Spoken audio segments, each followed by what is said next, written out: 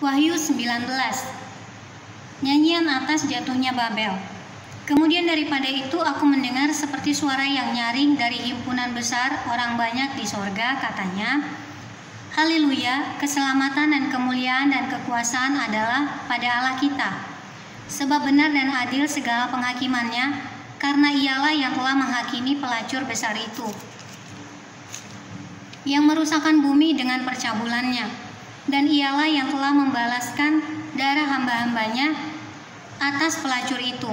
Dan untuk kedua kalinya mereka berkata, Haleluya, ya asapnya naik sampai selama-lamanya.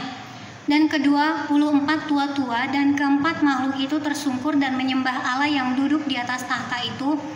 Dan mereka berkata, Amin, Haleluya. Maka kedengaranlah suatu suara dari tahta itu.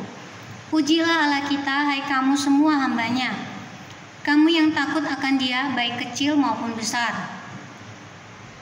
Perjamuan kawin anak domba.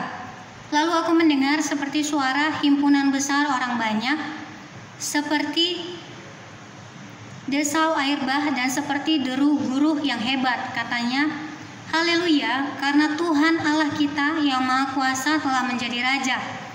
Marilah kita bersukacita dan bersorak-sorai dan memuliakan Dia. Karena hari perkawinan anak domba telah tiba, dan pengantinnya telah siap sedia. Dan kepadanya dikaruniakan, supaya memakai kain lenan halus yang berkilau-kilauan, dan yang putih bersih.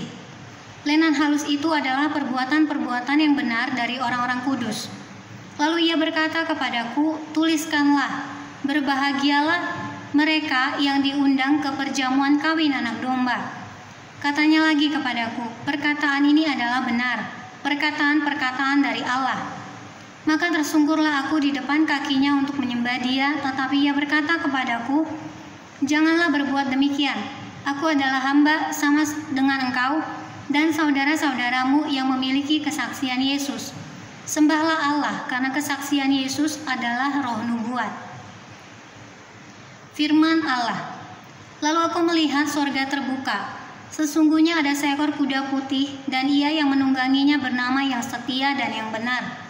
Ia menghakimi dan berperang dengan adil, dan matanya bagaikan nyala api, dan di atas kepalanya terdapat banyak mahkota, dan padanya ada tertulis suatu nama yang tidak diketahui seorang pun kecuali ia sendiri.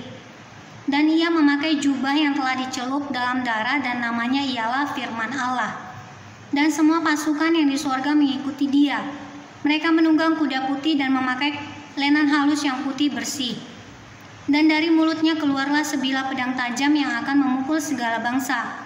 Dan ia akan menggembalakan mereka dengan gada besi, dan ia akan memeras anggur dari kilangan anggur, yaitu kegeraman murka Allah yang Maha Kuasa. Dan pada jubahnya dan pahanya tertulis suatu nama, yaitu Raja segala raja dan Tuan di atas segala tuan. Binatang serta nabinya dikalahkan.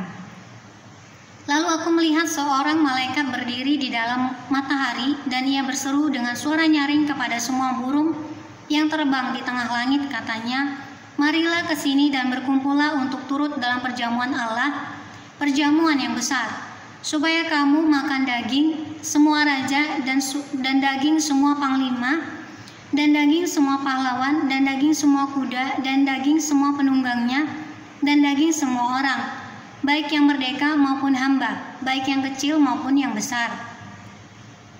Dan aku melihat binatang itu dan raja-raja di bumi serta tentara-tentara mereka telah berkumpul untuk melakukan peperangan melawan penunggang kuda itu dan tentaranya.